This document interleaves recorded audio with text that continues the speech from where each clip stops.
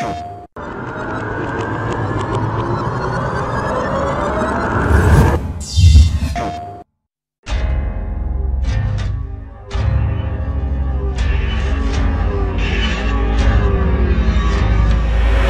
focus of this game has always been about these characters, and every decision we've made has always been, how do we show off this relationship? How do we show off this bond? How do we build Joel and Ellie over the course of the entire game and get you to care about each character and then how they relate to one another? With Joel as a character, there's an interesting kind of conflict. Here is a guy that is willing to do whatever it takes to survive.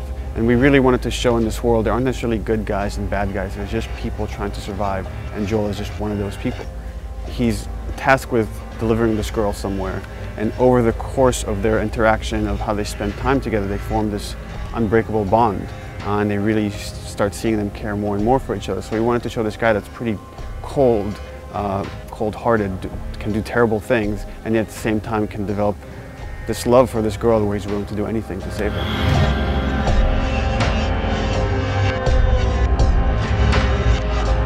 Well, it all started when we saw a documentary about this fungus called the cordyceps.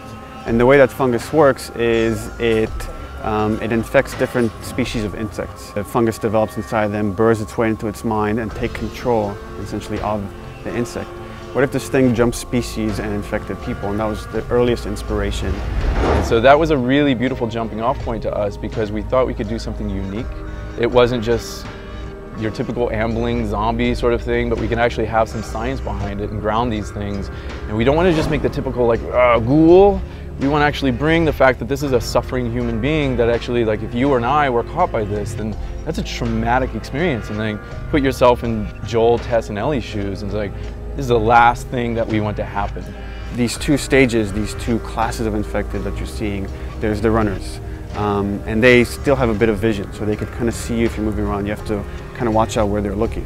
When you're dealing with something that can see you, it's much different than something that is stage 3 of the infection, or what they call the clickers, which is using echolocation, a form of echolocation. And then the clickers, it's all based on audio. So you have to make sure you're not making a lot of sound, you're not breaking a bottle, you're not doing something that will draw them to your location. On a psychological level as a player, it kind of invests me in trying to see, like, what's behind that bush, what's around that corner, you know, and we can play with darkness and light in there and the sounds, etc. So we really want to, like, not only beautify it and say, like, oh, this is really gorgeous, but at the same time, like, kind of like add that suspense in there.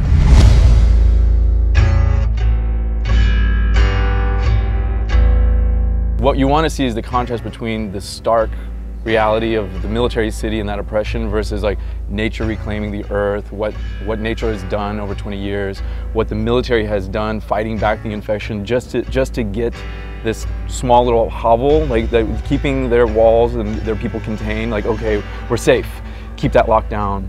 You're in the city, and it's, in a way, you're surrounded by death. There's no one there, it's locations you're familiar with and that should be filled with people, should be filled with life, and they're empty.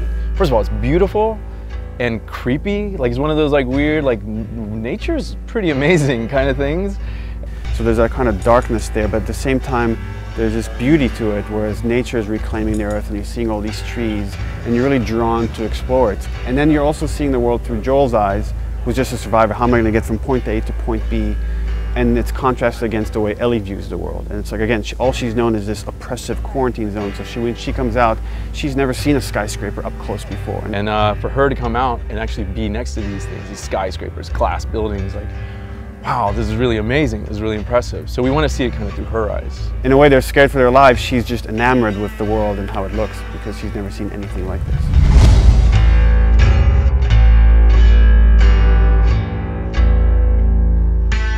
I'm sweating and I'm actually enjoying, and I know how to play these things, and every single time a new emergent situation, like, exposes itself. Something new happens where a guy took a left instead of a right, and that was the guy that's gonna, like, destroy me, and I got no ammo now, what do I do?